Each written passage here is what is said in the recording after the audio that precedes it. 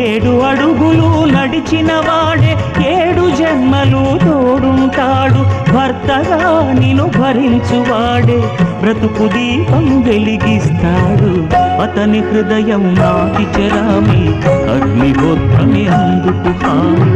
అతని హృదయం నాటి చెరామి అగ్నిహోత్రమే అందుకు హామీ.